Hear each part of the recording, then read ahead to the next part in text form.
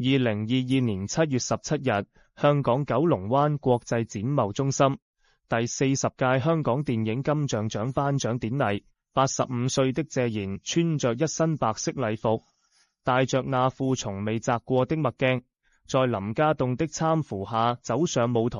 他成為香港電影金像獎歷史上最年長的最佳男主角得主，全場起立，掌聲持續了很久。站在話筒前，謝賢的聲音有些沙啞。他拍了一輩子戲，從粵語殘片拍到彩色寬銀幕，從黑白兩色拍到 4K 高清。他見過香港電影最好的時候，也眼睜睜看着他一點點沉下去。在座沒有人比他入行更早。這話不是倚老賣老，是一個事實。他第一部電影上映的時候，台下那些頒獎嘉賓中有些人還沒有出生。但謝賢的人生從來不只有電影。他結過婚，離過婚，有2個孩子，在70歲那年愛上了一個20出頭的上海姑娘，外界管那叫爺孫戀。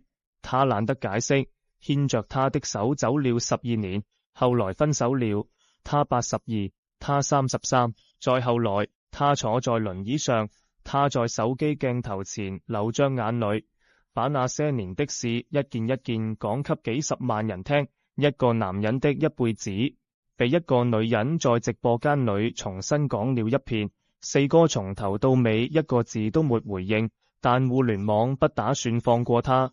8個孩子裏的老四，1936年8月9日，香港，一個名叫謝家玉的男孩降生了。那是一個家境殷實的家庭，8個兄弟姐妹，他排行第4。謝賢後來在採訪裏說過，小時候家裏光景好得很，爺爺在廣州開銀號，父親做參茸生意，從南洋運回來的人參鹿茸堆滿了家裏的櫃子。好日子沒有持續太久，家道中落的速度比他長個子的速度還快。等到他懂事的年紀，富貴早已成了上一代人的記憶。16歲那年，謝賢從九龍麗澤中學畢業，書沒讀出名堂內，倒是因為太頑皮，被在學校當校董的姑媽趕了出去，家裏幫不上什麼忙，他得自己找口飯吃。領光公司的演員訓練班剛好在招人，他稀里糊塗地考了進去。那年是1952年，香港電影還是粵語片的天下，畫面是黑白的，放映機的咔咔聲比電影裏的台詞還響。在訓練班待了1年，謝賢正式出道，拍了第一部電影《留下山水》後，不是什麼驚天動地的作品，他在裏面演一個小配角，但那張臉讓人記住了眉骨高，嘴唇薄，眼神裏帶着一股混不論的勁。第2部戲拍完，他就紅了，紅得沒道理，紅得快得不像話。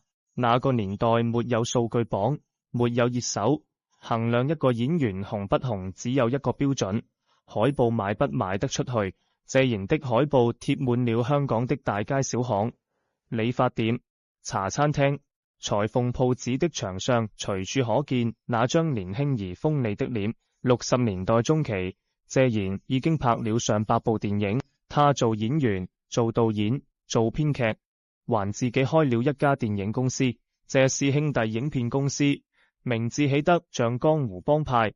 事實上，他在香港娛樂圈的地位也確實接近一個幫派老大。4哥這個稱呼一開始只是家裏叔伯叫的，他在家排行第4，家裏人管他叫謝4，後來叫着就傳開了，江湖上所有人都開始這麼叫他，不是客氣，是真正的江湖地位。謝賢紅了大半輩子，貫穿了香港電影從粵語殘片到國語片，從黑白到彩色，從本土製作到合拍片的全過程。很多演員靠一部戲封神，謝賢不是，他靠的是時間，他的履歷是用幾十年一刀一刀刻出來的，不是某一個高光時刻，而是持續的存在本身。1967年，劉德華2歲，周星馳5歲，謝賢已經是香港片酬最高的男演員之一。30年後的1997年，4大天王統治樂壇的尾聲，謝賢還在演。再過20年，那些當年看着他的電影長大的孩子都已經當了父母。謝賢還在演。2019年4月，第83歲的謝賢站在第38屆香港電影金像獎頒獎典禮的舞台上，行政長官林鄭月娥親手把終身成就獎的獎杯交到他手上，全場起立，掌聲如雷。一身全白西裝，標誌性的墨鏡，他先是90度鞠了一躬，然後衝着台下說：我在這行已經60幾年，這次可以再見到大家，我好開心。台下有人喊他四哥，他揮了揮手，笑着回了一句：希望將來拍多些好戲給大家看。全場笑得最大聲的一句話，是他站在終身成就獎的領獎台上，說自己今年33歲。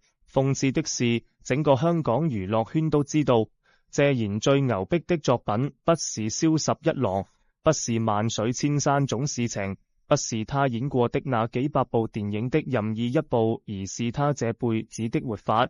他愛過，揮霍過，輸過，贏了，然後從頭再來。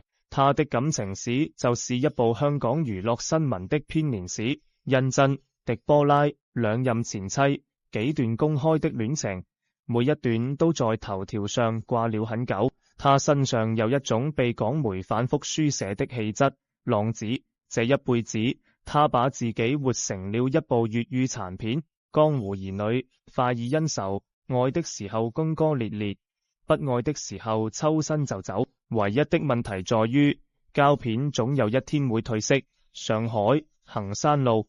一杯咖啡，時間到回2005年，謝賢69歲，一個人在上海。他的感情狀態是單身，剛離婚的單身第二任妻子狄波拉，兩個孩子的母親謝霆鋒和謝婷婷離婚了好些年，但單身狀態對他來說不是一個需要被可憐的狀態，甚至可能恰恰相反。Coco 本名馬文果，那年20歲，上海本地姑娘，做模特不出名的那種，靠一單一單的活兒維持生計，收入不固定，運氣不好的時候連房租都湊不齊，剛失戀，工作也丟了，整個人困在人生的最低谷，往前看不到路，往後沒地方退。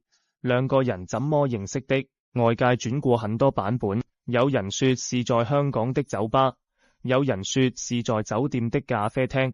Coco 後來在直播裏親口說的版本是上海一家很普通的咖啡館，朋友從中牽的線。謝賢穿得西裝筆挺，頭髮梳得一絲不苟，完全沒有大佬的架子。他遞了張名片，閱了一句後來被反覆轉述的話：有困難可以找我。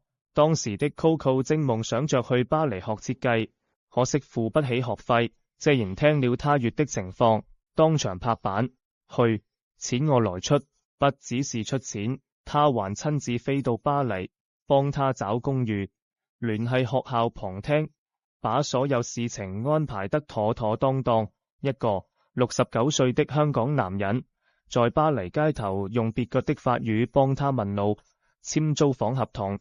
這件事說出來不像真的，但 Coco 的版本就是這樣。年長的人對年輕的伴侶好，外界總有一個最方便的解讀，圖什麼？